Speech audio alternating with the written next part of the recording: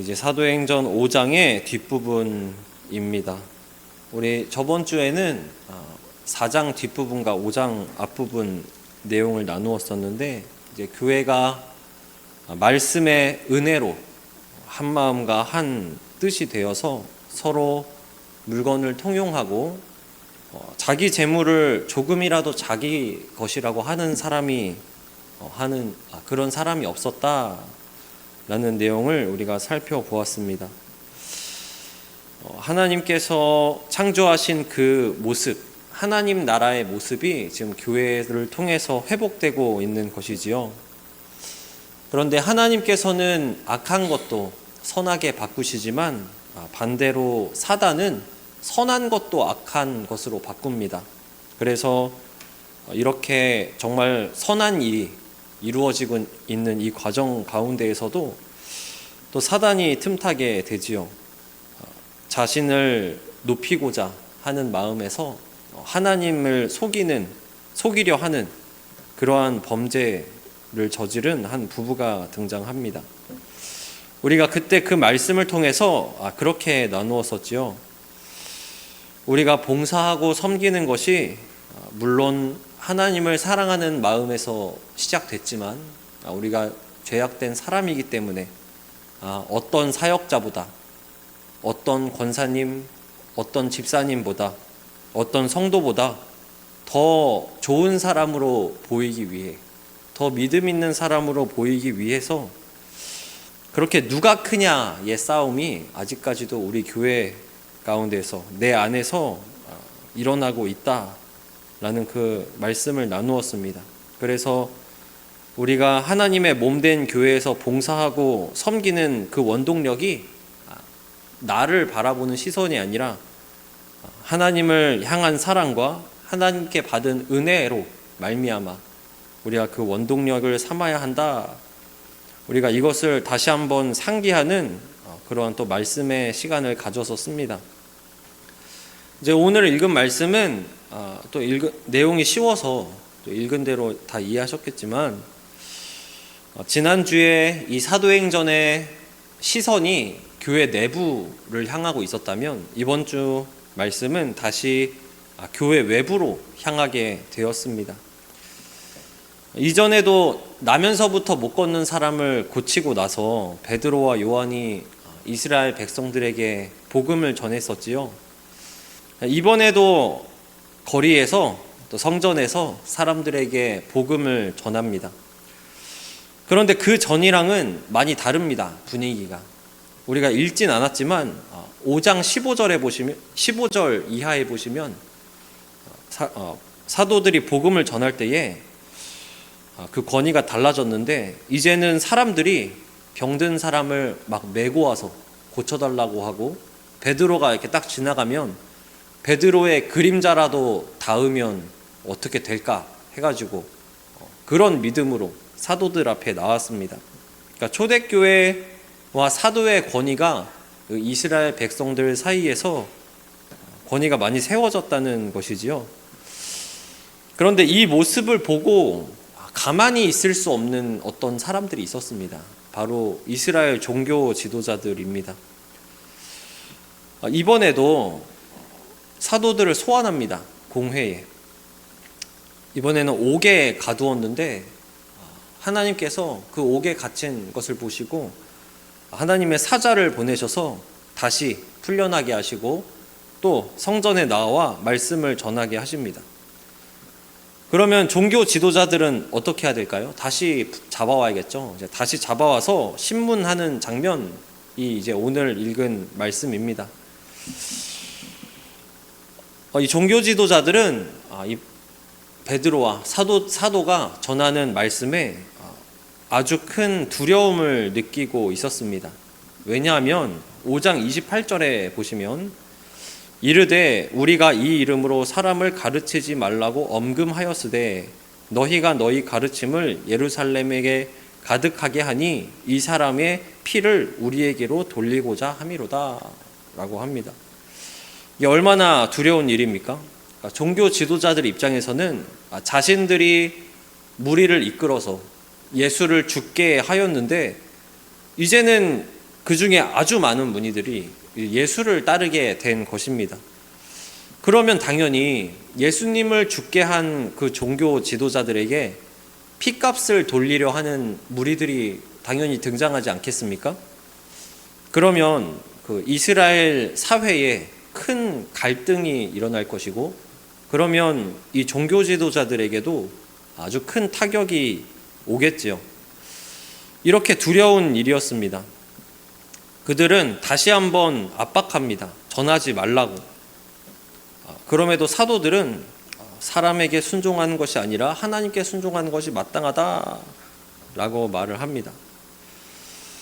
이제 오늘 읽은 말씀 33절부터 읽었는데, 그때에 이제 33절 말을 합니다. 그들이 듣고 크게 노하여 사도들을 없이 하고자 할세. 이제 공회에 모인 이 이스라엘 종교 지도자들은 이제 판단을 한 거죠. 이제는 방법이 없다. 그냥 죽여야겠다. 이렇게 마음을 먹었습니다. 그때에 바리새인 가말리엘이라는 사람이 나서서 조언을 합니다. 오늘 읽은 말씀이죠. 가말리엘이 뭐라고 하냐면, 우리가 이 일에 조심해서 행동하자 말합니다. 무엇을 조심하냐면, 만약에 초대교회와 사도들이 전하는 그 행동, 그 초대교회가 사람으로부터 난 공동체라면 알아서 무너질 거다. 그런데 하나님께로부터 난 공동체라면 무너지지 않을 뿐더러, 그리고 우리가 그 하나님을 대적하는 사람이 돼버리지 않느냐라고 하면서 우리가 이 일에 조심하자라고 했습니다. 가말리엘은 이전에 있었던 이스라엘의 역사를 이야기하죠. 이제 드다라는 사람이 예전에 자기에게 큰 능력이 있다라고 하면서 400명의 사람을 따르게 했습니다. 그런데 그 사람은 막 요단강 물을 발이 젖지 않은 채로 내가 걷게 만들 수 있다, 이런 식으로 사람들을 많이 불러 모았습니다. 로마 입장에서는 그 사람이 반란을 주동하는 사람으로 여겨졌습니다. 그래서 이제 처형을 당한 거죠. 드다라는 사람이 죽게 되니까 그 사람을 따르는 사람 무리들이 다 흩어져 버렸습니다. 또 갈릴리의 유다라는 사람이 읽은 대로 등장했는데, 로마가 호적할 때에, 그러니까 호적한다는 것은 이제부터 세금을 내기로 하는 거죠, 이스라엘 사람들에게. 그런데 이 갈릴리의 유다라는 사람이 주동해서 하나님의 민족인 이스라엘을 탄압하는 사람들에게 우리가 어떻게 세금을 내겠냐 하면서 이렇게 사람들을 불러 모은 겁니다. 로마 입장에서는 물론 흩어버려야 되는 대상이죠. 그 갈릴리의 유다도 망한 후에 그 모였던 사람들이 다 흩어지게 되었습니다.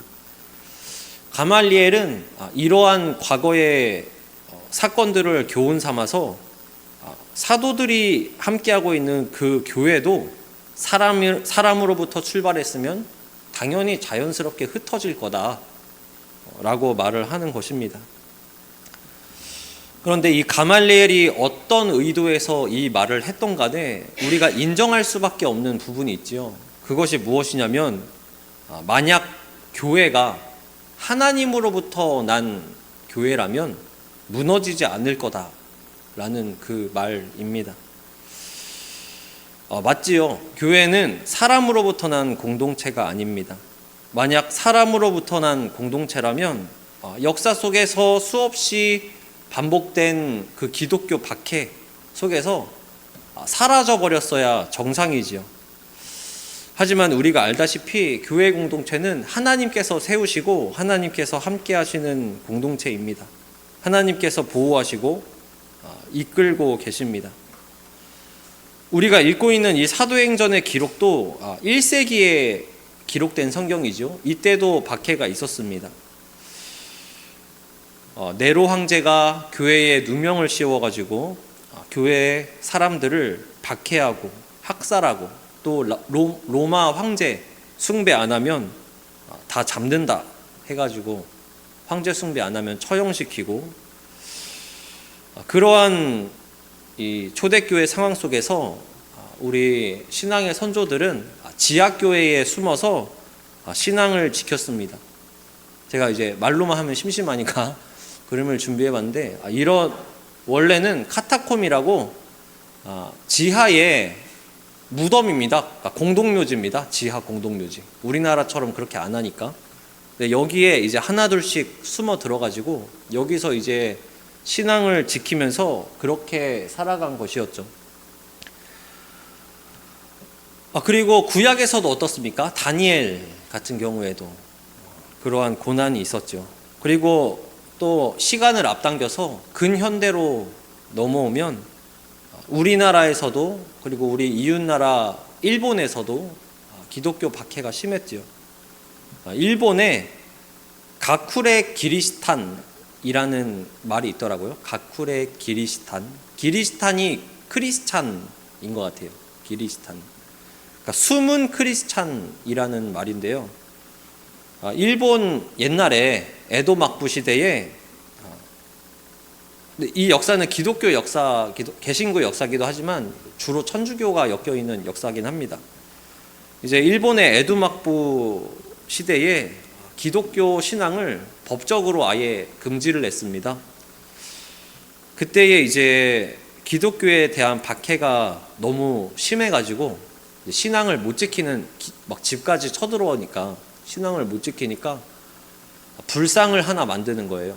그래서 불상을 만들어서 불상을 이렇게 놓고 여기 뒤에 거울을 두는 거예요. 거울을 보면 거기 등짝에 이렇게 십자가가 있는 겁니다. 그러니까 이런 식으로 숨겨가지고 그거를 신앙을 잊지 않고 이어 나가려고 했습니다. 지금에 와서 그 가쿠레 기리스탄의 문화를 보면은 좀 이상해요. 되게 기형적이에요. 되게 막 불교 같이 생겼는데 막 뭐 십자가 그려져 있고 이런 거 보면은 뭐 의식 같은 것도. 근데 살아남으면서 신앙을 지키기 위해 그렇게 했다는 것이죠. 그런 박해 속에서도 신앙을 지키려고 했습니다. 우리나라도 조선시대에서도, 우리나라 안에서도 기독교에 대한 박해가 있었죠. 제사를 거부하고 신분 제도를 무너뜨려야 되고, 또 서양의 그런 문화들이 자꾸 들어오니까 그리스도인들이, 기독교 자체가 이 땅에서 박해를 받은 역사도 있습니다. 또 우리나라 안에서 기독교 박해라고 하면은 또 일제강점기 시대를 빼놓을 수가 없지요. 많은 기독교 학교들이 신사참배를 학교에서 안 하려고 학교 자체를 폐교를 했습니다. 그리고 또 신사참배 안 하는 기독교인들을 잡아다가 고문을 하거나 죽게 만든 역사도 있지요. 우리가 익히 들어 알고 있는 주기철 목사님께서 이제 신앙을 지키기 위해서 그 혹독한 고문을 견뎌내시다가 이제 순교를 하셨습니다. 지금도 다르지 않습니다. 우리는 에어컨 쐬면서 어쩌면 되게 편한 생활일 수도 있어요. 어느 나라에서는 정부가 교회를 간섭하고 통제해가지고 그 안에서 바른 복음을 전하지 못하는 그런 지역에 있는 교회들도 있고, 또 지금도 지하교회나 가정교회를 몰래 만들어서 신앙을 이어나가고 있는 그러한 실정인 것도 있습니다. 이 기독교의 역사를 우리가 한번 떠올려 보기를 바랍니다. 얼마나 많은 박해가 있었고 또 분쟁도 있었고 했지만 교회는 결국 사라지지 않았다는 겁니다. 왜냐하면 사람으로부터 난 공동체가 아니라 하나님께서 그 역사 가운데에서 계속해서 보호하시면서 이끄는 공동체이기 때문입니다. 하나님께서 세우신 교회이기 때문에 마지막 그날까지도 무너지지 않고 계속해서 보호를 하시는 것이지요. 도리어 그 고난과 박해가 하나님께서 교회를 지키신다, 결국에는 하나님께서 승리를 보여주시고 영광을 드러내신다라는 것을 명확하게 더욱 드러내게 됩니다. 제가 또 뭐 하나 보여드릴 게 있는데, 이거는 이제 새벽 시간에 한번 보여드린 적이 있는데 잘 안 보이실 거예요. 여기가 뭐냐면, 어머, 이 가운데 이게 뭐냐면, 이게 떨기나무에 지금 불 타고 있는 겁니다. 떨기나무가 불 타고 있는 거. 여기 보면은 넥 타멘 콘스메 바투르, 이게 라틴어인데요. 뭐냐면 이거는 아니다란 뜻이고, 이건 그럼에도 불구하고, 이거는 소멸하다, 아니면은 타다, 소멸하다. 그러니까 그럼에도 불구하고 그것은 타지 않았다. 그럼에도 불구하고 그것은 소멸하지 않았다라는 뜻입니다. 이거 스코틀랜드 장로교 그 입구에 있는 로고예요. 스코틀랜드 장로교의 로고인데, 프랑스 개혁교회가 16세기에 천주교로부터 박해를 받았습니다. 근데 어떤 박해였냐면, 그냥 뭐 제안하고 이게 아니라 이단자들을 죽여라 하면서 그냥 그렇게 죽이는 거예요. 이단자들을 죽여라 하면서 학살하는 그런 박해. 아주 끔찍하죠. 그리고 살아남았더라도 사회에서 박탈당했습니다. 그러니까 뭐 결혼할 수 있는 수속 이런 거에서 다 제외되고, 재산적인 것도 다 제외되고, 그리고 사회에서 박탈됐으니까 법적인 직업도 못 가집니다. 그러니까 무직으로 살아야 되는 거죠, 법적으로는. 그런 박해를 받았습니다. 그리고 출국도 못하게 했답니다. 밖에 나가지도 못하게 했답니다. 그러니까 속된 말로 하면은, 요즘 애들 말로 하면은 가둬놓고 패겠다는 거죠. 그러니까 그런 박해를 받은 겁니다. 박해를 당했을 때 당시에 이곳 개혁교회 사람들은 마치 하나님께서 안 계신 것처럼, 하나님이 계시다면 교회에게 이럴 수가 있으신가? 라고 느껴졌을 것입니다. 그런데 시간이 지나서 이윽고 이 모든 문제들이 해결되고, 사람들은 어떤 말씀을 떠올리게 됐답니다. 그게 뭐냐면, 그럼에도 불구하고 그것은 타서 소멸하지 않았다 라는 말씀이었습니다. 그래서 이제 이거를 이제 로고로 삼은 것이죠. 그럼에도 불구하고 타서 소멸하지 않았다. 모세가 불타고 있는 떨기나무를 보았습니다. 하나님의 임재를 경험했지요. 모세가 있던 그 지역은 뜨겁고 건조해서 그냥, 그러니까 누가 불 붙이지 않아도 그 가시덤불, 그러니까 떨기나무, 우리 영화 보면은 사막에 이렇게 막 식물 굴러가잖아요. 그러니까 그 마른 식물이 그거죠. 그게 이제 땅에 박혀 있을 때는 떨기나무 상태인 거죠. 너무 건조하고 뜨거우니까 자연스럽게 발화가 일어난다고 합니다. 그런 모습이 아주 드문 경우가 아니었다고 합니다. 근데 모세가 보니까 사람의 눈으로 봤을 때는 저건 당연히 타서 없어져야 정상이에요. 그런데 그걸 아무리 봐도 그 나무가 타서 소멸하지 않고 있는 겁니다. 다가간 것이죠. 사람의 눈으로 볼 때에는 그렇습니다. 타서 없어지는 게 정상입니다. 불이 붙으면. 하지만 하나님께서 임재하는 그곳에서는 타서 소멸하지 않았습니다. 도리어 하나님께서 임재하신 곳에는 하나님의 보호가 있다라는 것이 입증되는 것이나 마찬가지가 돼버리죠. 메마르고 연약한 떨기나무에 불이 붙었지만 타서 소멸하지 않은 것처럼 하나님께서 계신 곳은 소멸하지 않습니다. 연약하고 보잘것없고 역사를 내 마음대로 주관할 수 없고 내가 내 인생도 마음대로 조종을 못하잖아요. 그러한 나약한 인간, 그리고 그러한 나약한 사람이 모인 존재인 그 교회, 그것이 비록 나약할지라도 역사 가운데에서 소멸하지 않았습니다. 그 불 가운데에서도 다 타버리지 않았습니다. 왜냐하면 하나님께서 계신 곳이기 때문입니다. 사랑하는 천흥의 성도 여러분, 하나님께서 그 안에 계심으로 지키시는 교회, 극심한 불같은 시험 가운데에서도 다 타버리지 않는 교회, 그 교회가 바로 나 자신이고 우리 천응 공동체입니다. 우리가 그리스도인으로 살아갈 때에 많은 일을 마주하지요. 그것이 사람의 눈으로 볼 때에는 안 될 것 같고, 너무나도 큰 이겨낼 수 없는 시험, 너무나도 큰 불같이 여겨질지라도 오늘 나눈 이 말씀 기억하셔서 살아갈 힘을 얻으시기를 바랍니다. 하나님께서 지키시고 하나님께서 이끌어 가십니다. 그리고 오늘 읽은 말씀의 사도들은 박해 속에서 이렇게 반응하지요. 41절 이하에 사도들은 그 이름을 위하여 능욕받는 일에 합당한 자로 여기심을 기뻐하면서 공의 앞을 떠나니라. 그들이 날마다 성전에 있든지 집에 있든지 예수는 그리스도라고 가르치기와 전도하기를 그치지 아니하니라. 아멘. 하나님의 일을 하나님께서 하신다는 것을 신뢰하는 우리가 되길 바랍니다. 그때의 담대함을 가질 수가 있습니다. 우리에게 주어진 불같은 시험 가운데에서도 하나님을 신뢰하시기를 바랍니다. 우리는 인생에 어려운 일이 있을 때에, 또 교회에 큰 고난이 닥쳤을 때에 발등에 불똥 떨어졌다고 하죠. 우리나라 말에 발등에 불똥 떨어졌다.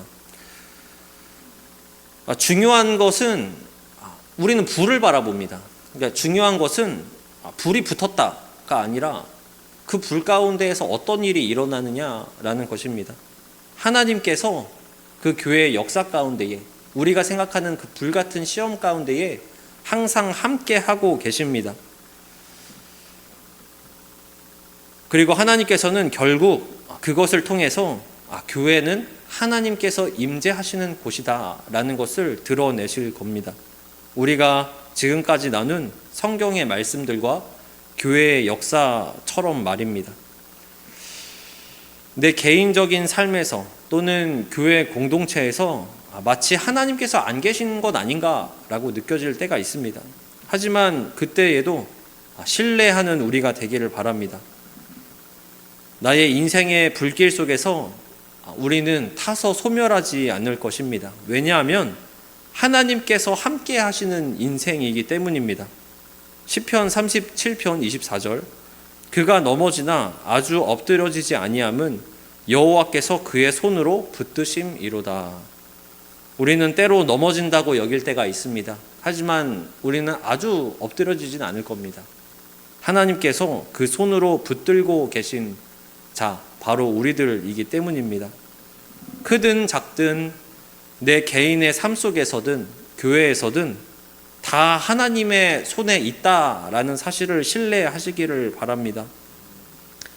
다 타서 소멸해버릴 이 땅의 소망, 이 땅의 그 눈과 시선들, 그것에 집중하지 않고 영원히 소멸되지 않는 그러한 하늘 소망으로 사는 우리가 되기를 바랍니다.